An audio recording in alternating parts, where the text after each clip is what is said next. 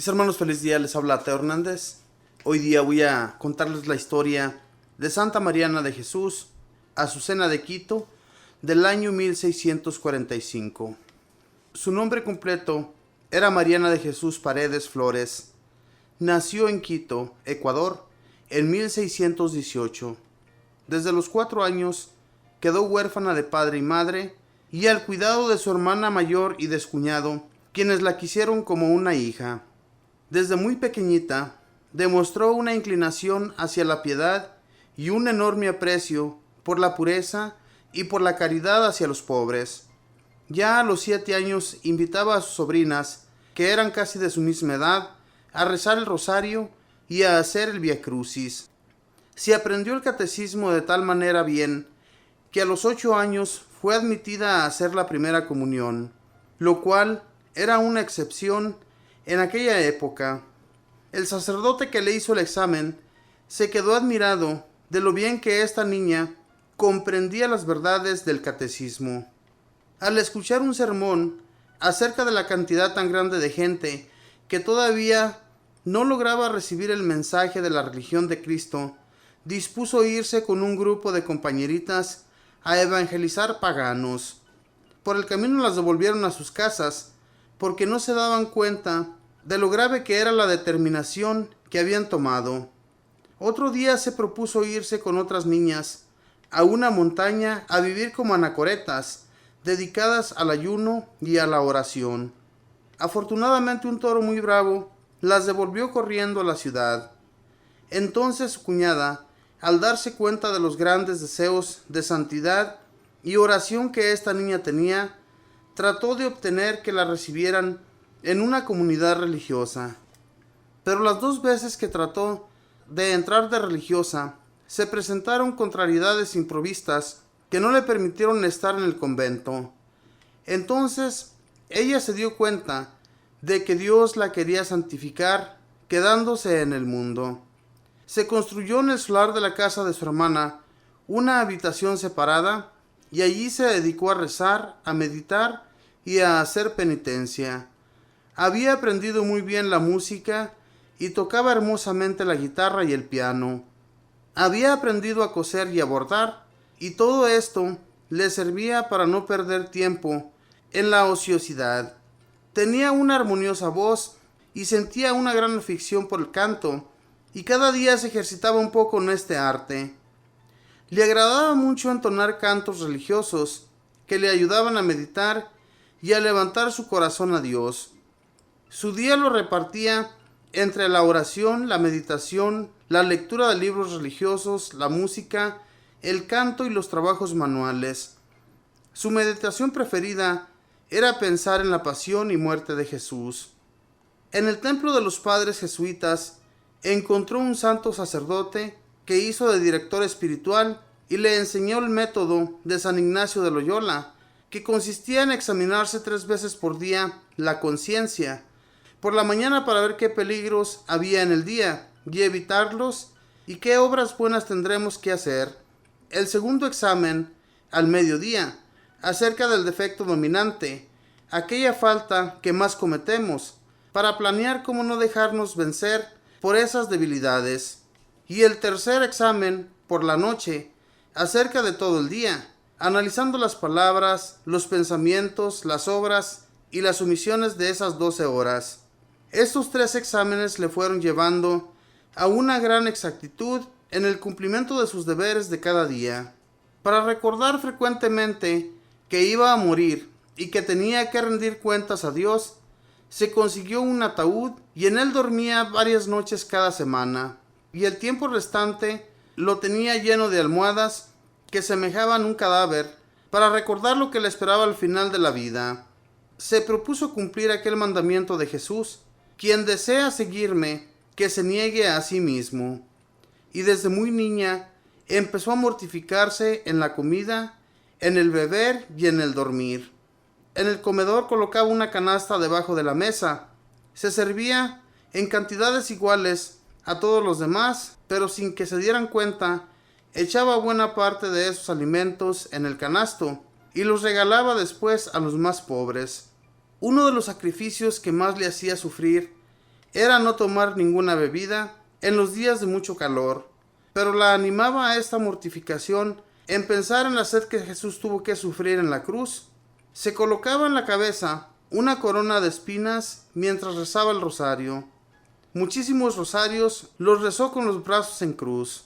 Como sacrificio se propuso no salir de su casa sino al templo, y cuando alguna persona tuviera alguna urgente necesidad de su ayuda. Así que el resto de su vida estuvo recluida en su casa. Solamente la veían salir cada mañana a la Santa Misa y volver luego a vivir encerrada, dedicada a las lecturas espirituales, a la meditación, a la oración, al trabajo y a ofrecer sacrificios por los pecadores. Se propuso llenar todos los días de frecuentes actos de amor a Dios. Cada día rezaba 12 salmos de la Sagrada Biblia. Ayunaba frecuentemente. Mariana recibió el don de consejo, y así sucedía que los consejos que ella daba a las personas les hacían inmenso bien. También le dio a conocer nuestro Señor varios hechos que iban a suceder en el futuro, y así como ella los anunció, así sucedieron, incluyendo la fecha de su muerte, que según anunció, sería un viernes 26. Tenía un don especial para poner paz entre los que peleaban y para lograr que ciertos pecadores dejaran su vida de pecado.